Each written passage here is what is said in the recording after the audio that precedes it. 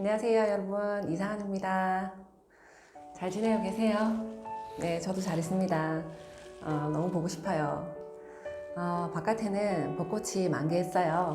그쵸? 너무너무 예쁜데 그렇게 신이 안 나더라고요. 벚꽃 나무 밑에 이렇게 서서 올려다 봤는데 혼자 와 예쁘네가 끝인 거 있죠. 작년만 했어도 우리 리더님들이랑 함께 벚꽃나무 밑에 서서 뛰고 꽃을 꺾어서 머리에 꽂고 엄청 즐거웠는데 재미가 없더라고요. 그렇지 않으세요? 커피도 그래요. 제가 집에서 핸드드립을 다 마련을 해서 빨리 마스크 쓰고 가서 원두를 사다가 집에서 내려 먹는데도 맛이 없어요. 결국 그런 것 같아요. 누구와 함께 먹느냐가 정말 중요한 것 같고요. 커피의 내용물이 중요한 게 아니라 함께 마시는 사람 그리고 분위기, 그게 그 관계의 커피가 진짜 제일 맛있는 커피인 것 같아요. 그쵸? 어제는 제가 전화를 한 통 받았어요. 별 다른 큰 의미 있는 내용은 아니었음에도 불구하고 하루 종일 주고받았던 내용이 가슴을 따뜻하게 하더라고요.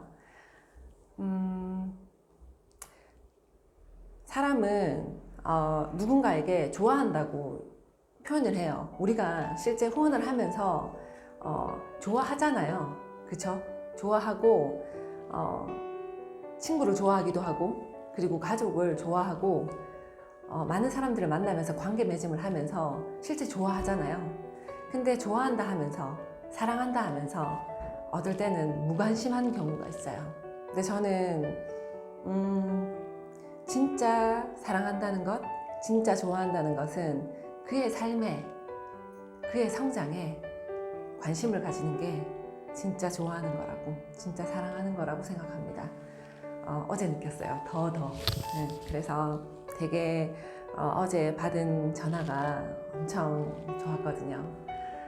어차피 지금 여러분들에게 주어진 시간이 있잖아요. 코로나 때문에 바깥 활동을 많이 못 하시니까 내일은 다들 카톡에 있는 그 카톡 명단 있잖아요. 명단을 보시면서 지금은 함께 비즈니스를 하고 있는 분도 있지만 또 하지 않는 분도 있잖아요. 그리고 비즈니스하고 상관없이 그 관계를 맺고 있는 많은 사람들의 명단을 이렇게 보시면서 벚꽃 사진도 좋고 아니면 자필로 쓴 이름까지 쓴 좋은 메시지를 직접 써서 사진을 찍어서 보내보는 건 어떨까 그런 생각을 해봅니다.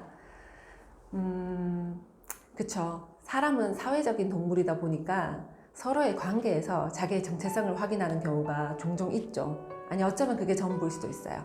끊임없이 내가 어떤 존재일까, 저 사람에게 소중한 사람일까, 아이들도 끊임없이 묻잖아요. 그쵸? 그래서 어린이나 아이나 똑같아요. 소중한 사람이고 싶은 거, 반가운 사람이고 싶은 거, 보고 싶은 사람이고 싶은 마음 다 똑같습니다. 그래서 내일은 카톡 명단들을 쫙 보시고 그와 내가 나눴던 추억들을 한번 생각해 보시고요. 전화도 좋고 톡도 좋고 코로나 끝나고 나면 벚꽃은 졌지만 좋은 곳에 가서 소풍도 괜찮고 좋은 카페에 가서 차 한 잔을 나누자는 그런 약속도 괜찮습니다. 그러시면 나중에 꼭 지켜야 되겠죠? 그죠? 자, 그리고 이어지는 시간은요, 박주희 리더님의 카네기 인간관계론 책, 북텔링 시간이 이어지도록 하겠습니다. 늘 목요일마다 항상 직접 우리에게 그런 정신적인 양식을 주셨었는데, 그래도 이렇게나마 여러분들에게 또 끊이지 않게 이런 내용, 좋은 내용들을 전달해 주실 수 있어서 너무 감사하고요. 우리 시스템에 정말 깊은 감사를 드리고요. 그리고 이렇게나마 여러분들한테 인사드릴 수 있어서 진짜 감사하고요. 여러분들 정말 보고 싶고요. 진짜 사랑합니다. 감사합니다. 예, 안녕하세요. 박주희입니다. 제가 얼마 전에 그 서울 갔을 때 권지수 리더가 저한테 책 좀 추천해 달라 해가지고 제가 굉장히 좋은 책들이 많지만 언뜻 생각나는 책이 사실은 이 8단어라는 책이었어요. 그래서 제가 이제 그때 말하기를 그렇게 얘기했죠. 중요한 거는 이 책 자체가 아니라 이 사람은 박웅현 씨라고 하는 저자는 8단어로 본인의 삶을 정의 내릴 수 있었다는 거. 본인 삶에 필요한 거, 앞으로도 중요하게 가치를 둬야 되는 우선순위 단어가 이 사람에겐 있었고, 그 우선순위 단어가 8개, 8단어로 자기는 본인의 모든 것들이 표현되고 된다는 얘기잖아요. 그죠? 그래서 중요한 건 이거다. 이 책을 읽고 나서 여러분의 단어는 뭐냐는 거예요. 몇 개고 어떤 단어냐는 거죠.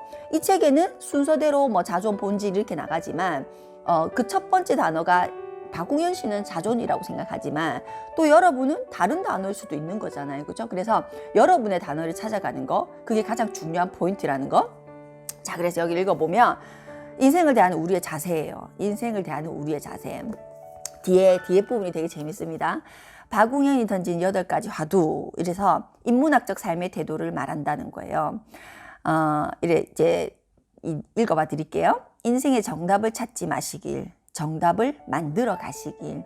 인생에는 정답이라는 게 딱 있지 않다는 거예요. 그래서 우리가 매 순간 애를 써서 정답을 만들어내는 거죠. 내가 선택한 것이 정답이 되게 애를 썼고 정성을 써서 만들어내는 거지, 내가 선택했다고 해서 잘 선택한 것이 그게 정답이고 잘못 선택했기 때문에 오답인 게 아니라는 거예요. 내가 설사 세상에서 보는 것을 이랑 전혀 반대되는 어떤 것을 선택했더라도 거기에 내가 결과를 내면 정답이 되어버리는 거죠. 그래서 인생은 정답을 만들어가는 과정이라고 얘기를 해요.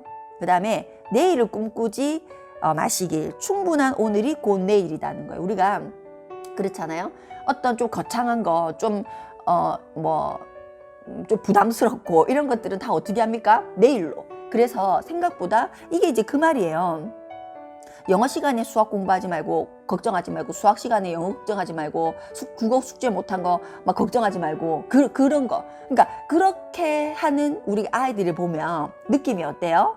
아유, 참 답답다, 어지럽고, 그냥 저 시간에 저거 열심히 하면 될 낀데, 그럼 하나라도 얻을 건데, 그죠? 그 하나도 못 얻는, 항상 제로 베이스로 만들어 버리는 게 그런 거죠.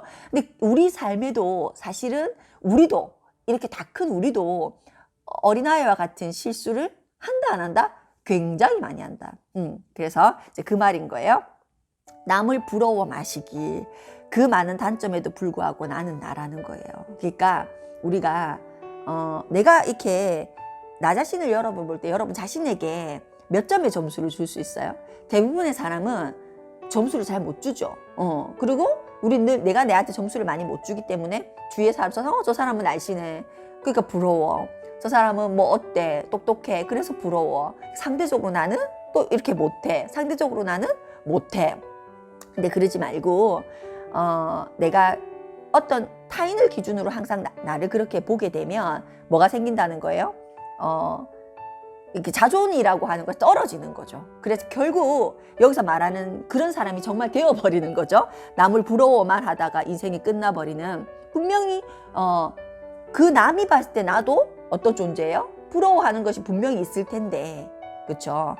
분명히 나에게도 장점, 단점, 그들에게도 장점, 단점, 모든 사람의 장단점을 가지고 있는데 누군가의 장점만을 부러워하다가 나도 누군가가 봤을 때 장점이 있는 사람인데 그 장점을 부각시키지 못하고, 그죠? 그냥 남들만 부러워하다가 인생이 끝나버리는 거. 시류에 휩쓸리지 마시길. 당대 흐르는 본질은 남는 거, 그죠? 멘토를 맹신하지 마시기 중요한 부분이에요. 멘토를 맹신하시면 안 돼요. 모든 멘토는 참고 사항일 뿐이다. 결국 뭐예요? 이게 결국 이제 자존이라는 얘기하고 똑같은 거죠. 나란 사람이 올 곳이 있을 때 그 멘토도 지속적인 멘토가 될 수 있다는 거죠. 참고 사항인 거예요. 근데 나라는 사람을 다 죽여버리고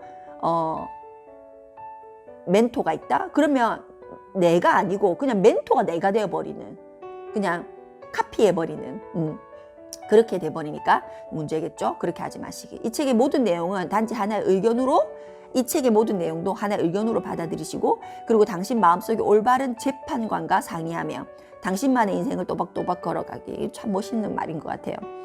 당신 마음에 올바른 재판관. 올바른 재판관. 재판관은 있어요. 항상 있죠, 우리가. 뭐 그게 양심일 수도 있고.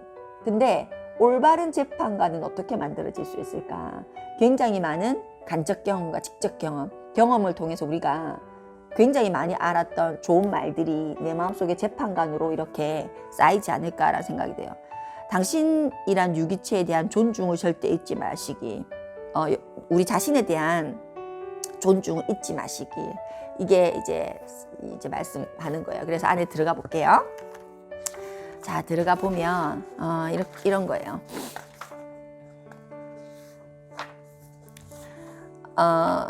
이 부분 참 좋아하거든요. 저는 이제 8페이지에 뭐라는 얘기가 있냐면 결국 연결이 되면서 하나의 방향으로 나간다. 8개의 단어가 있지만 8개의 단어가 각각으로 이렇게 둥둥 떠다니는 것이 아니라 우리 그 진주 이렇게 목걸이 꿰듯이 다 하나의 방향으로 연결되어 있다는 얘기예요. 그 연결되어 있으나 큰 기대는 하지 마라. 이렇게 얘기해. 인생은 강의 몇 번, 책 몇 권으로 변하지 않는다는 거예요. 강의 몇 번, 책 몇 권으로 변하지 않는다. 저는 이 부분 말이 또 되게 와닿았어요. 우리가 뭐 그런 경우 있잖아요. 어떤 분의 강의가 너무 좋아.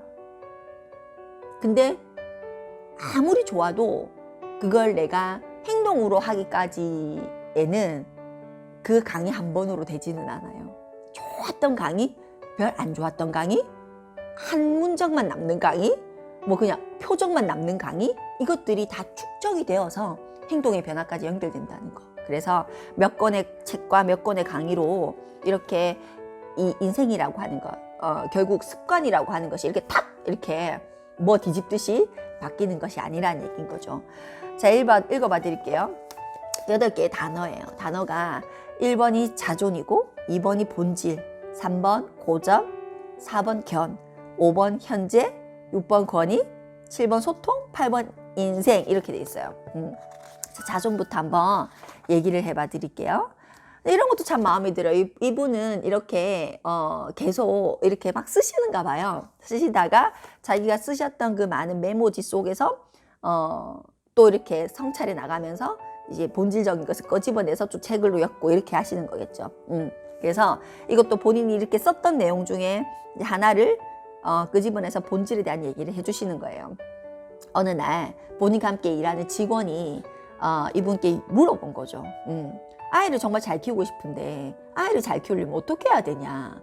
근데 우리가 이제 본능적으로 그렇죠. 누가 나에게 질문을 했어요. 그럼 어때요? 우리는 최선을 다해서 가장 그 사람에게 맞는 어떤 예시를 들거나 정답을 얘기해주고 싶잖아요. 그죠? 그래서 이분도 엄청 그렇게 본인이 막 이렇게 탐구했던 것 같아요. 그래서 이 사람이 엄청 이렇게 생각하다가 어떤 단어를 끄집어냈냐면 자존이라는 단어를 끄집어낸 거죠. 그럼 이건 거예요. 우리가 질문은 이 자존이라는 단어가 나오기 전까지는 스토리가 어때요? 누군가 나에게 아이를 잘 키우기 위한 걸 물었고 아이를 잘 키우기 위해서 가장 필요한 건 자존이라고 생각했다. 그래서 이 사람은 자존에 대한 걸 1번으로 풀었어요. 다 똑같아요. 우리는 아이일까요? 아닐까요? 그게 중요한 거죠. 우리가 물리적으로 정말 어린 아이들만 해당되는 얘기가 아니라는 거예요. 누구나 시작하는 사람, 우리가 아이는 아직 뭔가가 시작되지 않은 느낌의 어떤 이미지가 있잖아요. 그러니까 우리가 아직 뭐 예를 들면 사회 첫 발을 들이는 아이, 그죠? 대학 생활을 처음 시작하는 아이. 그러니까 그 어떤 새로운 일 앞에 있는 사람을 우리는 아이라 하잖아. 저 아주 꼬맹이야. 아무것도 몰라. 아이야. 이렇게 표현하잖아요. 그 아이인 거죠. 그래서 모든 세상의 아이들에게 1번으로 필요한 단어가 이분은 뭐라고 생각하신 거예요? 자존이라고 생각하신 거예요. 그래서 자존은 뭐예요? 스스로를 존중하는 마음이에요. 그래서 나를 중히 여기는 거. 그래서 이래요. 자존이 있는 사람은 풀빵을 구워도 행복하고 자존이 없는 사람은 100억을 벌어도 자살할 수 있다. 이 자존의 차이라는 거예요. 자존. 그래서 아모르 파티, 내 운명을 사랑하라는 울미죠. 그리고 여기 보면 그죠? 메멘토 모리 죽음을 기억하라는 뜻의 라틴어. 어떻게 생각하세요? 똑같은 삶도 굉장히 차이를 낼 수 있는 게 저는 이 죽음이라는 것 같거든요. 죽음이 있는지 인지하는 사람. 우리는 다 죽는 걸 알아요. 한 번뿐인 삶이라는 것도 다 알아요. 근데 내가 죽을 수도 있다라는 생각을 하진 않죠. 죽는 건 아는데 예를 들어 한 달에 몇 번 생각해 보세요. 내가 죽을 수도 있겠구나 이런 생각을 안 해보시잖아요. 그죠? 그러니까 그렇게 그냥 평범하게 언젠가 죽긴 죽겠지만 뭐 그거는 뭐 이렇게 생각하는 존과 한 달에 한 번이라도 내가 죽을 수도 있어 이렇게 생각하는 존과 매일 죽음이 뒤따르는 삶을 사는 사람은 엄청난 격차가 있다고 생각해요. 근데 우리가 외국에 가면 저도 처음에 여행을 다녔을 때 그게 참 이상했거든요. 특히 우리나라는 잘 없어요. 해외에 가면 해골 모양의 막 보석을 박아가지고 장식용으로 이렇게 많이 있어요. 막 금으로 뒤집어 씌워가지고도 있고 되게 많아요. 해골. 그리고 외국 분들은 여기에 문신도 해골을 많이 합니까? 안 합니까? 많이 하는 거예요. 저들 왜 저렇게 저 보기도 싫은데 저걸 갖고 저래 샀고 싶었는데 그게 아니라 이 말인 거예요. 항상 나는 죽음을 기억하겠다는 거예요. 그러니까 뭐예요? 상대적으로 내가 언제든지 죽을 수 있다는 것을 인지하고 있는 사람은 그만큼 현재에 집중한다는 거죠. 내가 지금 가지고 있는, 내가 지금 만나고 있는 사람을 소중하게, 그 시간을 귀하게, 이렇게 알차게 제대로 더 살아낼 수 있다는 거죠. 나는 뭐 죽기도 죽겠지 그건 완전 남의 나라 얘기다 이렇게 생각하시는 분은 지금 이 순간을 귀하게 여길 수 있을까? 그럴 수 없다는 거죠. 그 얘기인 거예요. 그래서 죽음을 기억하라. 뭐 이제 이런 것들도 이제 그 부분에 대한 얘기인 거죠. 제가 최근에 아직 지금 배달이 오고 있는 중인데 제가 그 책이 배달이 오면 또 한번 이렇게 한번 영상으로 만나봐요. 저희가 어떤 거냐면 저한테 이제 인스타로 갑자기 어떤 그 메시지가 떴는데 묘비명 책인 거예요. 책 제목이 묘비명 책인 거예요. 그러니까 굉장히 전 세계 많은 사람들의 묘비를 찾아다니면서 이 작가가 찾아다니면서 그 묘비명 중에 자기가 봤을 때 괜찮은 거였겠죠. 공유하면 참 좋았겠다는 거를 이렇게 묘비 사진을 찍고 그 사진에 있는 그 새겨져 있는 그 글씨를 묘비명을 사람이 다 각각 언어로 다 해석해서 낸 책이 있더라고요. 이게 일반적으로 파는 책은 아니고 그런 책을 좋아하는 사람들에게 광고를 해서 그러니까 불특정 다수인의 광고를 하는 거죠. 광고를 해서 그 책이 좋아서 클릭하는 사람. 그러니까 저는 이미 입금을 한 상태인 거죠. 그러니까 23,000원에 입금하니까 이제 뭐 그런 사람을 모아서 그 책을 만들어서 보내준다. 뭐 이런 것들이 요즘은 참 세상이 진짜 변하고 있더라고요. 그래서 이제 그런 거예요. 오면 제가 또 얼마나 재밌는 묘비명이 있을까. 뭐 이런 거 있잖아요. 대부분 묘비명이라고 한다면 죽음이 따르는 삶. 여러분도 그래요. 한번 오늘 우리가 이렇게 공유를 하니까 내 묘비명은 뭐로 했으면 좋겠는지. 예를 들면 뭐 꼭 그 묘가 있어야 묘비명이 있는 건 아니거든요. 예를 들어 뭐 우리 다 거의 다 화장될 확률이 높잖아요. 그럼 내가 화장을 했어도 내 그 한 칸, 그죠? 한 칸 안에 내 묘비명을 쓰면 되는 거죠. 그렇죠? 그래서 여러분의 묘비명을 이렇게 한번 생각해 보는 것도 저는 나쁘지 않을 것 같아요. 근데 대부분의 묘비명은 굉장히 근엄해요. 그렇지 않아요? 왜냐면 본인의 삶이 뭐 60이든 70이든 90이든 100이었든 이렇게 본인이 한번 진하게 살고 이렇게 생을 마감하는 순간에는 누구나 그러니까 안타까운 마음에 내가 100년을 살아보니 60살인 그때 영어 공부를 시작해도 되더라 라는 어떤 깨달음을 그 삶을 살아낸 걸 통해서 가질 수밖에 없고, 그죠? 그렇게 가진 사람 입장에서는 진지한 말이 나올 수밖에 없는 거죠. 근데 저도 생각해 봤거든요. 내 묘비명을. 저는 이런 생각 좀 많이 하는 스타일이어가지고. 내 묘비명을 하면서 막 이렇게 이제 관심 있게 제가 생각을 해본 적이 있는데 아직 정해지진 않았지만 저는 그냥 즐겁게 썼으면 좋겠어요. 웃기게. 그냥 되게 그 문장을 딱 읽었을 때 그냥 막 웃음이 나게. 그런 묘비명을 저는 지금 추구하고 있거든요. 여러분도 한번 여러분의 묘비명을 생각해 봤으면 좋겠어요. 그래서 여기 이 1번의 자존에 대해서는 나의 기준이 어디에 있는가에 대한 걸 물어요. 우리나라 사람들은 이 자존이 굉장히 어려운 단어예요. 실제 생활에서 자존을 가지고 사는 사람이 저는 많이 없다고 생각해요. 그래서 어쩌면 이 박웅현 씨가 1번으로 자존을 우리나라형으로 한다면 자존을 넣었을 수도 있겠다 생각이 들어요. 왜냐하면 자존이라고 하는 것은 기준이 바깥에 있으면 안 되거든요. 그건 자존이 아니죠. 그죠? 그러니까 기준이 안에 있어야 되는데 기준이 삶을 살아가는 내가 어떤 사람이고 어떻게 살아야 되는지에 대한 어떤 여러 가지 다양한 기준들이 내 안에서 시작돼서 밖으로 나오기가 쉽지가 않아요. 왜냐하면 우리는 공교육을 받았기 때문에 항상 평균을 내고 대부분이 다 이래. 그러니까 너도 그렇게 해. 그러니까 바깥에 세상의 기준을 두고 거기에 맞추는 삶이 익숙해져 있기 때문에 대부분은 그렇기 때문에 원래 에듀케이션의 에듀가 뭐예요?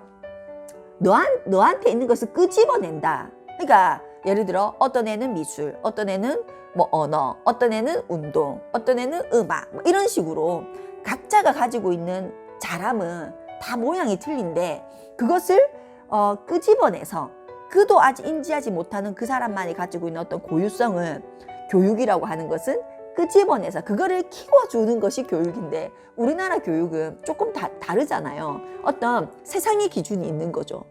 그 기준에 맞춰서 이렇게 돌아가다 보니까 우리나라 아이들이 자존감을 가지고 저는 많이 없다고 생각해요. 그래서 1번이 자존일 수도 있겠다. 자, 그래서 이제 비교하는 삶. 비교도 우리나라 교육 문화에서 비교 문화가 너무 많잖아요. 우리 엄마들도 그렇지 않아요? 잘 어울리고 있는 친구가 있으면 걔는 몇 점 받았는데 걔는 공부 잘하나 못하나. 그러니까 그게 그렇게 질문 안 하려고 하는데 어느 순간 걔는 뭐 이렇게 돼버리는 그 애를 기준으로 우리 애가 잘하는지 못하는지 뭐 이렇게 약간 많이 이제 만성적으로 돼 있는 것 같아요. 그래서 그런 부분을 좀 경계해야 된다. 자, 그래서 그러면 이렇게 자존이 굉장히 중요한 이유는 뭐냐면 우리가 언제고 시점이 있는 거예요. 그 시점에 뭐가 되냐면 허무해지는 거지. 허무. 그러니까 자꾸 모든 기준이 바깥에 있는 상태에서 우리가 행위를 계속하다 보면 어느 순간 본인이 느끼는 거죠. 내가 없다는 것을. 그러면 우리가 어떻게 돼요? 허무해지는 거죠. 굉장히 많이. 그리고 이렇게 자존이 없는 사람의 특징이 뭐냐면 나이가 들어도 어디다 물어봐야 돼요. 어디다가. 그게 누구든. 그러니까 어릴 때는 친구한테 묻겠죠. 그리고 어릴 때는 부모한테 묻겠죠. 그리고 예를 들어 더 크면 동료한테 묻겠죠. 그러니까 누군가가 자기가 하는 말에 자기가 생각한 것에 동의를 해주지 않으면 그 행동을 하지 못하는. 그죠? 얘가 생각하는 게 정말 정답이에요. 근데 그걸 누군가가 동의를 해줘야 되는 거야. 맞다, 맞다, 맞다, 맞다. 근데 그 맞다 소리를 듣지 않으면 그 행동을 하지 못하는 단계. 누군가 늘 물어야 되고 대답을 들어야지만이 뭔가 한 발자국 움직일 수 있는 단계가 되어버리는 거. 자존을 키우지 못해서 그런 거죠. 자, 그래서 여기 되게 멋있는 말이 있어요. Be yourself라는 말이 있어요. 그래서 어디 있니? Be yourself라고 해서 너 자신이 되어라는 거예요. 너는 너다. 너 자신이 되어라. 그래서 이분이 굉장히 많은 그 카피를 하셨잖아요. 카피라이터이시기도 하셨는데 생각대로 T라고 하는 거. 그게 네 생각대로 T인 거예요. 앞에 너 생각대로 T라는 거. 그래서 이런 거. 이때 광고가 이분이 이런 광고였던 거. 이 광고 기억하세요? 저는 기억이 나는데 26살 대기업 못 가면 지는 걸까? 이렇게 생각하잖아요. 대부분은 26살 멀쩡한 대학을 나왔으면 대기업을 가야지. 34살 외제차를 못하면 지는 걸까? 아니죠. 왜 남의 생각, 남의 기준으로 살까? 생각대로 해. 네 생각대로 해. 네 생각대로. 그게 답이야. 이런 거. 요즘은 이제 봉준호 감독의 그 시상식, 오스카 시상식 소감 때문이라도 우리가 이 자존에 대한 생각은 굉장히 많이 해보는 것 같아요. 그래서 가장 자기다운 것이 가장 창의적인 것이다. 왜? 우리 지문도 다 다르고 그렇듯이 내가 가지고 있는 고유성을 내가 표현할 때 그건 세상 어디에도 없는 어떤 얘기가 되니까. 그래서 우리가 끊임없이 우리 자신이 되어 가려고 하는 노력을 하셔야 된다는 거예요. 그래서 너는 너다. 다른 사람이 되려 하지 말고 너 자신이 되어라 말이죠. 그래서 be yourself. 저는 되게 많이 생각해 보는 것 같아요. 두 번째가 본질이라는 단어예요. 본질. 저는 이 본질이라는 단어 굉장히 재밌게 봤어요. 여기서 보면 본질은 이런 거예요. 우리가 어떤 일을 목표가 생겼을 때 저는 일본어로 뭘 생각해라? 본질을 생각해라. 그 말 꼭 드리고 싶어요. 본질을 생각해라. 그래서 이런 거예요. 본질은 무언가를 이렇게 우리가 어떤 일을 잘하고 싶으면 이것도 하고 저것도 하고 저것도 하고 저것도 하고 막 이렇게 어떤 일을 플러스 알파로 계속 채워넣을 본능인 것 같아요. 채워넣으려고 하는 막 그런 거. 잘하고 싶은 만큼 막 더 디테일하게. 그런데 정말 그 본질에 가까운 것은 덜어내는 거예요. 덜어내는 거. 무엇을 하면 되지가 아니고 무엇을 안 해야 될까? 내가 지금 하고 있는 것 중에 무엇을 안 해야 될까를 생각해내는 거. 그게 본질에 가까워지는 거라는 거죠. 그래서 이거를 보면 느낌이 있을 거예요. 여기가 1번인가? 그렇죠? 이렇게 1번, 2번, 3번, 4번, 5번. 그래서 소예요, 소. 우리가 생각하는 일반적인 소. 소를 이렇게 그려놓은 거죠. 근데 처음 보면 딱 손주 알겠잖아요. 그죠? 그런데 그 소를 형태만 이렇게 해가지고도 나중에는 다 드러내고도 내가 손주 알게 되는 거죠. 그래서 나중에는 어떻게 돼요? 마지막에는 요렇게 되는 거죠. 요렇게. 소가 첫 번째 이 소가 그죠? 라인만 살려서 나중에는 어떻게 된다고요? 맨 마지막, 이 피카소 그림이에요. 맨 마지막 그림. 이렇게 되는. 근데도 우리는 너무 웃기게 손주 알겠잖아요. 이게 본질이라는 거예요. 그래서 굉장히 많은 것이 변하죠.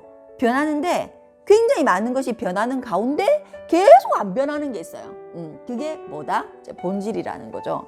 그래서 여기에 되게 재밌는 부분이 있어요. 저는 제가 근데 이 부분이 좋은 거죠. 여기 제목 보세요. 자, 이게 포인트예요. 여기에 박웅현의 본질 찾기라고 돼 있죠. 박웅현의 본질 찾기. 그래서 우리가 본질이라는 것을 이제 인지했다는 거예요. 그러면 뭐가 중요하다? 본질이 뭔지 알아. 소를 이렇게 소로 그릴 수도 있지만 소 라인만 이렇게 다 덜어내고 라인만 있어도 소로 표현할 수 있는 거. 끝까지 남는 거. 끝까지 변하지 않는 거. 그게 본질이야? 그래 알겠어. 그게 중요한 게 아니고 그럼 나의 본질은 뭐지? 여기는 박웅현의 본질 찾기지만 저는 박주희의 본질 찾기를 해야 되고 여러분은 여러분의 본질 찾기를 하셔야 되는 거예요. 그래서 이 사람이 본질에 대한 인지를 딱 하고 본인의 어떤 본질을 쭉 훑어본 거죠. 훑어보니까 이런 게 있더라는 거예요. 자기가 이제 나이도 들고 하니까 운동을 해야 되겠다 싶어가지고 수영을 끄는 거죠. 근데 수영을 끊고 6개월이 지나도 자기는 계속 초급인 거예요. 같이 시작했던 많은 멤버들이 다 중급 가고 고급 가고 막 저기서 저병 해갖고 난리를 부리는데 자기는 계속 초급에서 벗어나지 못하는 거죠. 근데 그 상태를 얘기를 들은 와이프가 어떻게 생각했냐면 그냥 이렇게 한 거죠. 창피하지 않아? 이런 거. 창피하지 않냐는 창피하지. 그래서 와이프가 이 남편한테 제안한 건 뭐야? 그렇게 실력이 안 늘면 창피하니까 그냥 운동센터를 수영장을 바꿔보는 건 어때? 라는 제안을 합니다. 근데 너무 웃기잖아요. 근데 우리가 앞에 자존이라도 똑같죠. 사실은 그렇게 하시는 분 있을 거예요. 내가 똑같은 운동을 시작했는데 아니면 똑같은 어떤 일을 시작했는데 상대적으로 내가 너무 못해. 그러면 여러분 다 엎어보고 다시 시작하고 싶은 거 있어요? 없어요? 있잖아요. 그러니까 내가 그 일을 시작한 이유는 잊어버린 채 상대적인 어떤 경쟁에서 밀렸다는 생각에 그냥 다 엎어버리고 아예 딴 데 가서 새로 시작하고 싶어. 이럴 수 없어요. 그거는 저는 1번 자존과도 연결되는 얘기라고 생각해요. 자존감이 없는 사람일수록 그렇게 자존감이 낮은 사람일수록 본질을 못 찾아요. 휩쓸려 다니기 때문에. 이해되시죠? 그래서 나는 잘 한번 생각해 보세요. 나는 어떤 사람인가? 저는 굉장히 중요하다고 생각. 그래서 이 사람이 그렇게 제안을 해요, 부인이. 근데 박웅현 씨가 내가 수영을 시작한 본질이 뭐지를 생각해 본 거예요. 그랬을 때 이 사람이 뭐냐면 자기는 수영 선수가 되려고 수영을 끊거나 아니면 수영의 어떤 기술을 익히려고 저병을 너무 하고 싶어서 예를 들어 수영을 끄는 상태가 아니라는 거죠. 본인의 본질은 뭐예요? 운동, 땀을 흘리고 싶었다는 거죠. 그죠? 그래서 자기가 왜 내가 예를 들어 다른 수영장으로 바꿔야 돼? 이렇게 생각을 해냈다는 거예요. 굉장히 멋있는 거죠. 이렇게 생각해냈다는 것도 이 사람의 어떤 이제 자존감이 높은 거예요. 그 다음에 박웅현의 본질 찾기 2가 있어요. 또 예시가 있습니다. 이 사람이 직업적으로 프레젠테이션을 할 수밖에 없는 사람인 거예요. 근데 프레젠테이션을 하려고 하니까 너무 긴장이 되고 말도 안 나오고 힘들더라. 세상 없어서 그거는 못 하겠더래, 자기가. 근데 자기가 프레젠테이션의 본질을 생각해 봤다는 거죠. 그러면 프레젠테이션의 본질은 뭐예요? 내가 멋있어야 되는 게 아니라 내용을 잘 전달하는 거더라는 거예요. 근데 이 사람은 저도 이런 경우 참 많은데 프레젠테이션을 어떻게 생각해요? 그러니까 나라는 사람이 멋지게 나가가지고 짠짠짠 하면서 막 보여주고 막 서프라이즈하고 우와 소리 듣고 이렇게 생각하니까 그렇게 피드백을 받을 만큼 잘할 자신이 없었던 거죠. 그러니까 자꾸 자기는 못한다고 생각했던 거죠. 그런데 자기가 하는 프레젠테이션 그 일 자체의 본질은 뭐냐면 본인이 생각하고 본인이 유추해낸 것을 설명하는 자리인 거죠. 상대가 이해할 수 있게끔 그렇게 생각하니까 이 사람이 이제 할 수 있었다는 거예요. 그다음 이렇게 물어봐요. 공부의 본질은 뭡니까? 서울대 가는 게 본질이냐? 아니면 공부는 나를 풍요롭게 만들어주는 것이 본질이냐? 사회에 나가서 경쟁력이 될 실력을 만드는 게 본질. 공부를 하는 본질은 뭐냐면 사회에 나가서 내가 그냥 내 구실을 하는 게 본질인 거예요. 어떤 좋은 대학을 가기 위함이 아니라. 이렇게 이제 써 있어요. 자, 그래서 또 박웅현 본질 찾기 3도 있네요. 이걸 보고 제가 또 이제 옥스브리지에 대한 마음을 막 키우기도 했었는데 여기 보면 옥스포드와 캠브리지 요즘 우리 연세대라고 연고대라고 하듯이 있잖아요. 여기도 옥스포드 캠브리지를 옥스브리지라고 하거든요. 그래서 이 옥스브리지 칼리지의 주요 목표는 이들의 본질을 얘기하는 거예요. 학식이나 지식을 두뇌에 채워 넣는 것이 아니다는 거예요. 우린 이렇게 생각하잖아요. 명문대니까 더 멋있는 내용을 더 잘 가르칠 거야. 이렇게 생각하는 거죠. 근데 이 학교의 목표는 학식이나 지식을 두뇌에 넣는 것이 아니라는 거예요. 그럼 이곳 졸업생은 의사나 변호사, 신학자, 물리학자, 운동선수 같은 전문가가 되어 나가지 않는다는 거죠. 여기에는 신체적으로든 정신적으로든 어느 한 방면의 전문성을 지나치게 강조하지 않는다는 거예요. 그레이트 브리튼 최고의 젊은이들이 고등학교를 마치고 와서 2, 3년 머무르며 조화를 배우는 곳이다. 옥스브리지의 궁극의 그 학교가 존재하는 본질은 뭐다? 조화를 가리키는 곳이라는 거예요. 그래서 이 기간이 지난 후 본인의 희망에 따라 종합대학이나 법학 뭐 이렇게 가긴 한다는 거죠. 자, 옥스퍼드나 캠브리지에서는 전공 분야에 대한 그래서 증서를 받지 않는다. 그들이 받는 것은 인간의 증서이라는 거죠. 멋있죠? 그들이 받는 것은 그 대학 졸업장이 인간에 대한 증서. 네가 이 학교를 졸업함으로써 온전한 인간으로서 살아갈 수 있다는 인간의 증서를 받는다는 거죠. 대박이죠. 그것은 여기 또 써 있어요. 콜롬비아 대학도 마찬가지다. 이 학교는 전공을 2년 동안 정하지 않는데요. 2년 동안 교양만 가르친다는 거죠. 학생들은 총 8개의 교양을 배우고 고대, 현대, 비영미권 문화, 사학, 철학, 그리고 이과 2과목, 쓰기, 음악, 미술. 1905년도에서 콜롬비아는 이 제도를 만들었고 한 번도 고치지 않았다는 것을 매우 자랑스럽게 생각한다. 우리나라는 대학에 입학하는 것이 본질이죠. 그런데 여기는 그렇지 않다는 거죠. 졸업하는 것이 본질인 거죠. 온전한 인간, 조화로운 인간으로서 졸업하는 것이 본질. 우리나라 입시는 입학하는 것이 본질. 굉장히 다르다는 거예요. 그래서 이 본질. 62페이지. 자, 그 다음에 세 번째 단어가 세 번째 단어가 고전이에요. 고전. 이 고전도 저는 개인적으로 참 좋아하거든요. 고전. 자, 굉장히 많은 책들이 여러분 발간되기도 하지만 없어지기도 하거든요. 그리고 뭐 일판일세로 끝나는 책들도 굉장히 많아요. 서점에 그렇게 많은 책들이 있는 가운데 새로운 것들이 계속 나오죠. 근데 우리가 이제 그 뭐라 합니까? 영국의 비틀즈를 이제 고전이라고 얘기한다 하더라고요. 그러니까 시간을 이겨낸 거. 고전은 시간을 이겨낸 거예요.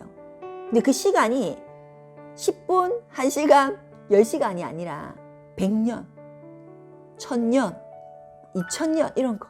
이만큼의 시간을 이겨낸 거. 그걸 고전이라 하는 거죠. 우리가 모든 고전이라고 하는 음악, 고전음악, 뭐 고전책, 뭐 이렇게 얘기하는 거 다는 그들은 무엇을 해냈다? 시간을 이겨낸 거예요. 우리가 예를 들어 뭐 이렇게 뭐랍니까? 그 변한다 하잖아요. 농경시대에서 뭐 시대 변화. 그렇게 사람의 삶이 여러분 농사 짓는 거에서 공장에서 일하고 그렇죠? 그 다음에 컴퓨터가 나와서 이렇게 날리고 지금 우리가 이렇게 화상으로 만나듯이 이렇게 세상이 바뀌었음에도 불구하고 이 모든 변화를 다 이겨낸 내용, 다 이겨낸 음악이란 얘기예요. 얼마나 그게 여러분 그래서 이 고전이라는 걸 읽어내실 때는 소름이 끼쳐야 되시는 게 맞는 거죠.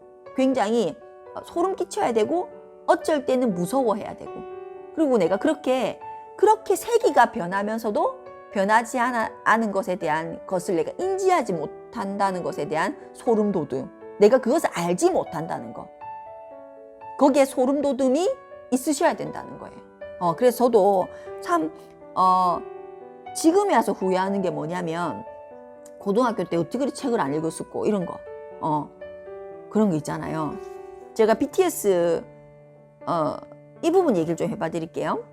굉장히 많은 아이돌이 있죠. 그리고 그 아이돌 중에 하나 인기 있는 게 지금 BTS예요.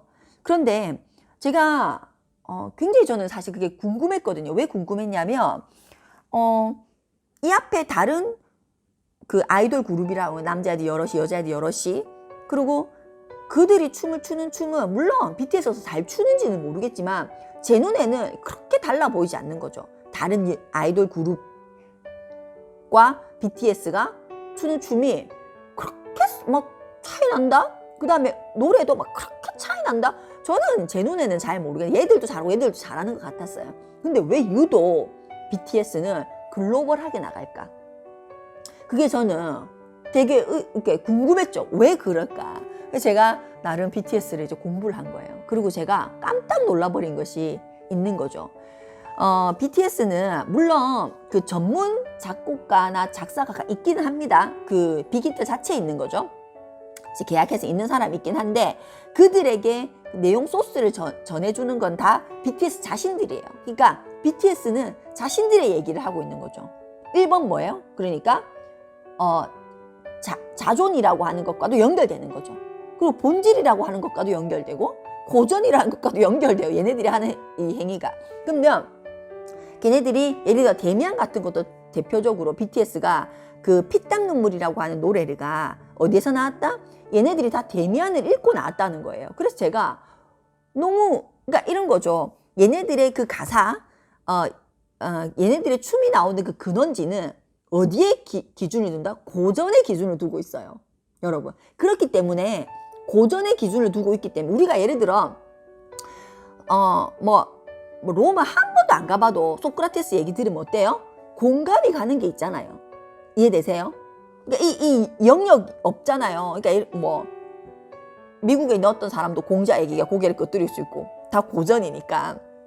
그러니까 이 BTS의 가사나 BTS의 어떤 춤은 철저한 고전에 의한 거예요. 그래서 얘네들이 읽은 책 리스트를 보고 제가 진짜 깜짝 놀랐어요.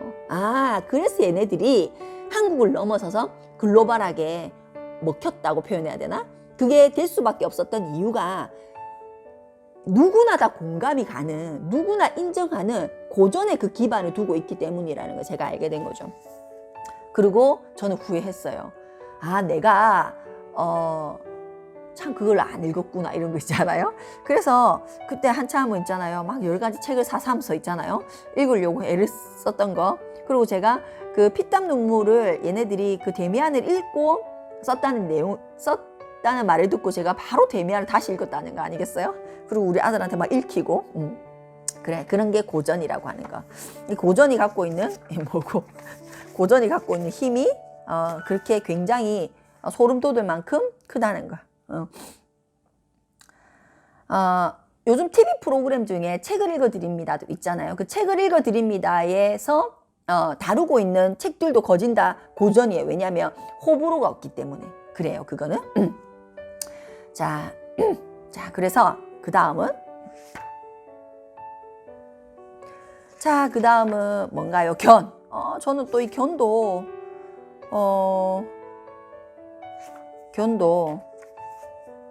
굉장히 좋아합니다. 견 한번 볼게요.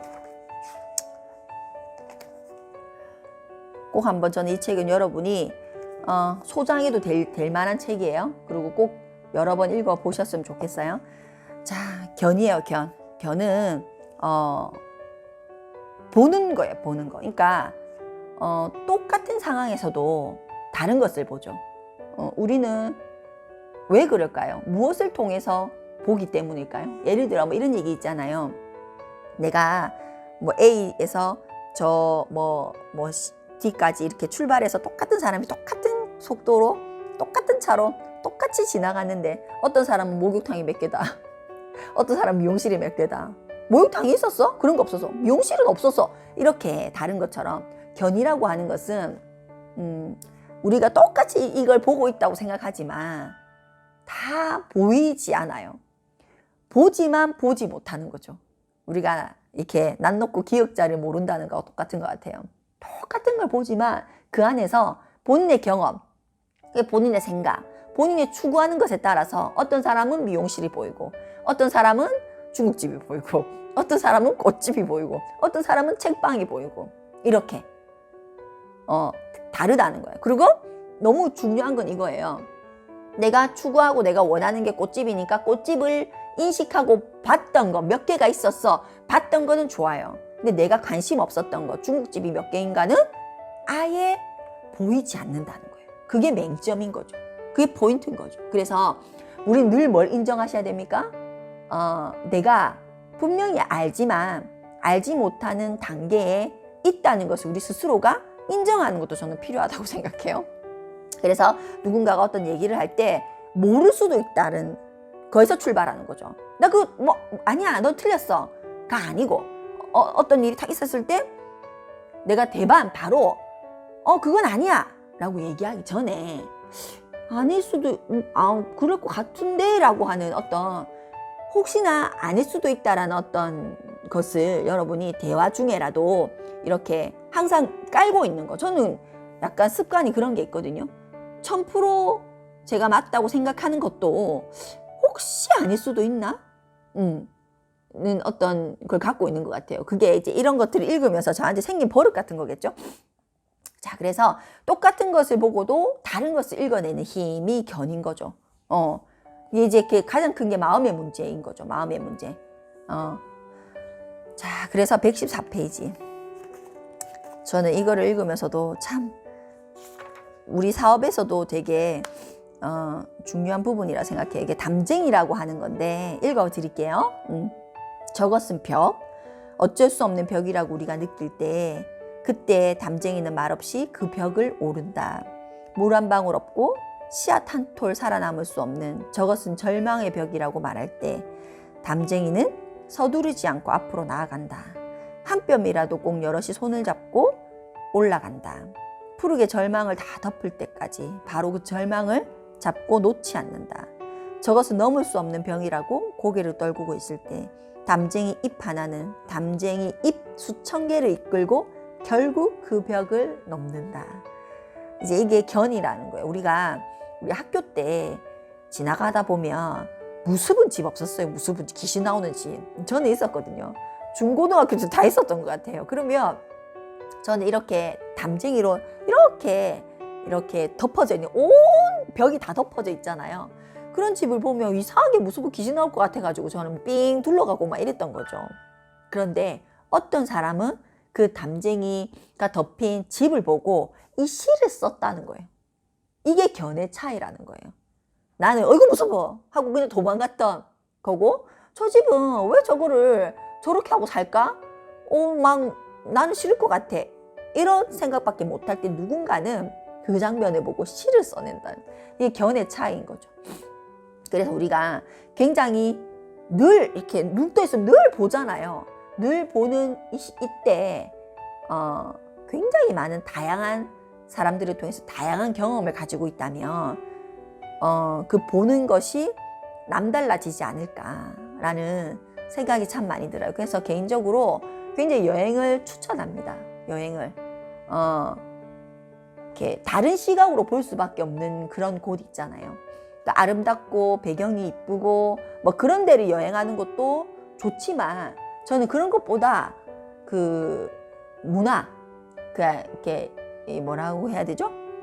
어떤 생활 양식이 다른 곳을 우리가 여행을 하게 되고, 그런 곳에서 한 달 살기 정도를 전 정말 해보고 싶거든요.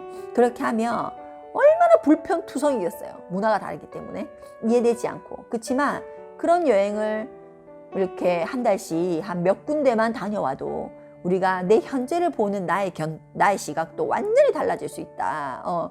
대표적으로 우리가 일본이 그렇잖아요. 여러분 일본에 가셔서 택시를 한번 타보세요. 거기는 택시가 어떻게 돼 있습니까? 자동문이거든요. 택시가 자동문이에요. 그리고 버스도 우리나라랑 틀려요.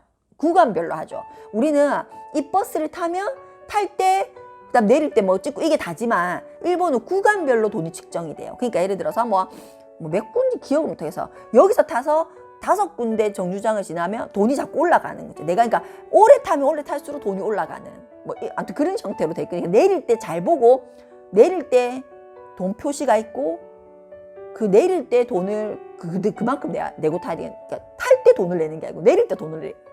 그렇게 다르거든요. 택시도 똑같잖아요. 자동문이야, 자동문. 그러면 한국에서는 그렇잖아요. 내가 손 들면 내가 택시 문 열고, 내가 타고 내가 문 닫고, 그렇죠? 근데 일본에서는 어떻게 해야 돼요? 그 사람이 문을 열어줄 때까지 서 있어야 돼요.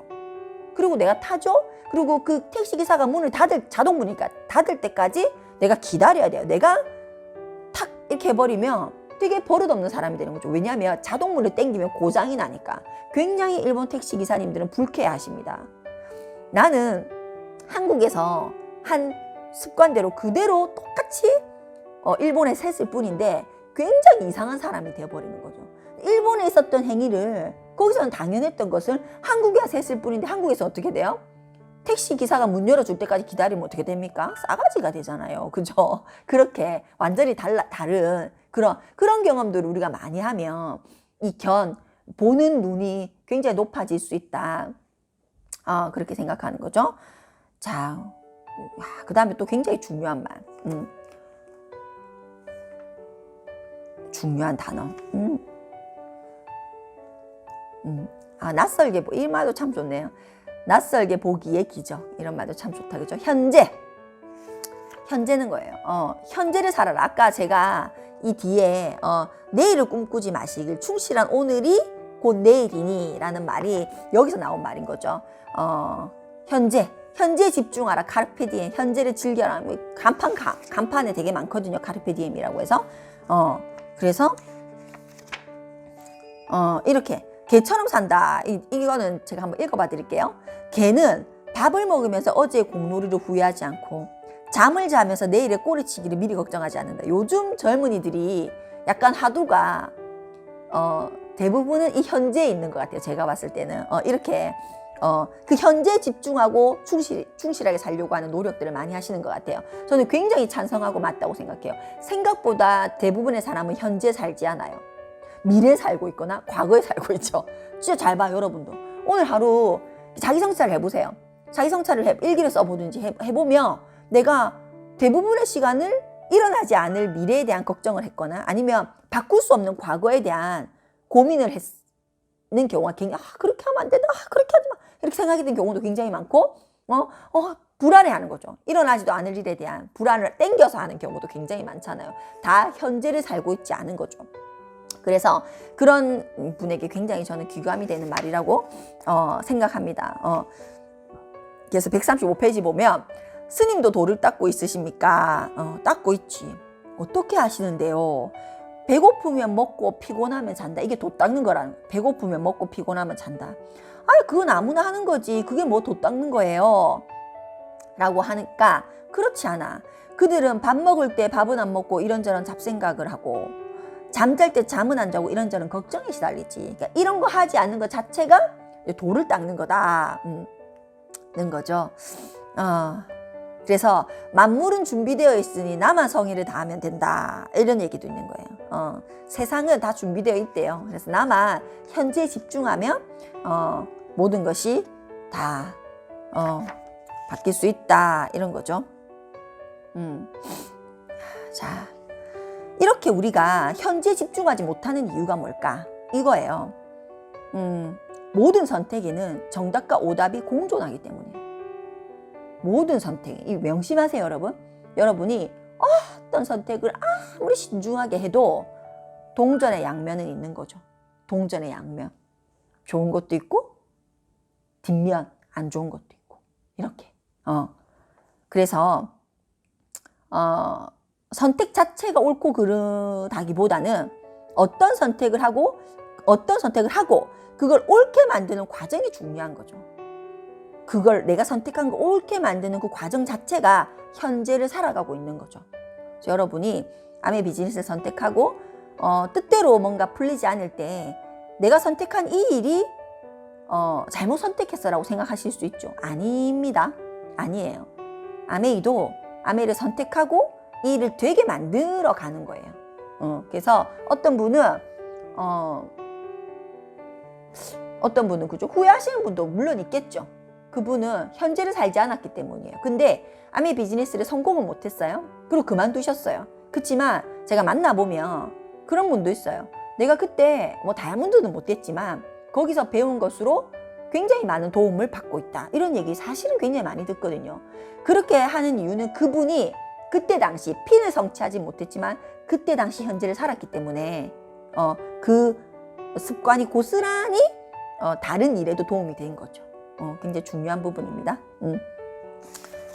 자, 삶은 순간의 합이다. 삶은 순간의 합이라는 거예요. 삶은 순간의 합. 답이 내 앞에 있다는 사실, 현재에 있다는 사실을 알면 행복합니다. 답이 어디에 있다고요? 과거나 미래에 있지 않고 현재에 있다는 거예요. 답이. 좀 마음이 좀 좋아졌으면 좋겠어요. 내가 현재를 어떻게 생각함으로써 답을 찾아낼 수 있구나 이런 생각을 좀 했으면 좋겠습니다. 자, 권위 6강이에요. 권위는 그냥 한마디면 돼요. 권위가 나오는 과정. 권위가 나오는 과정. 직업이죠. 직에서 권위가 나오는 거. 직에서 권위가 나오는 거. 옳지 않죠. 그렇죠? 그럼 권위는 어디에서 나오냐? 내가 어떤 타이틀을 가지고 있기 때문에 권위를 행사할 수 있는 것이 아니라 나를 인정하는 많은 사람들의 자발적인 어떤 행위에서 권위가 일어나는 거죠. 그렇죠? 그래서 내가 권위 해본들 아무것도 의미가 없는 거죠. 권위는 내가 세우는 것이 아니라 남들이 나를 권위 있는 사람으로 세워주는 거죠. 그게 다인 것 같아요. 그래서 저도 권위까지 갈 수 있을까요? 영향력. 자, 그 다음에 소통. 소통도 그냥 굉장히 좋은 말들이 많지만 굉장히 간단해요. 일의 양을 줄인다. 소통이 중요한 이유는 뭐다? 일의 양을 줄인다는 거예요. 그러니까 이런 거죠. 저도 뭐 그런 경우 참 많잖아요. 뭐 여러분들도 이 소통이 안 되면 그런 경우가 많아요. 나도 A 열심히 하고 있고 B도 A 열심히 하고 있고 C도 A 열심히 하고 있고 D도 A 열심히 하고 있고 이런 거 있죠. 그래서 4명이 만났어요.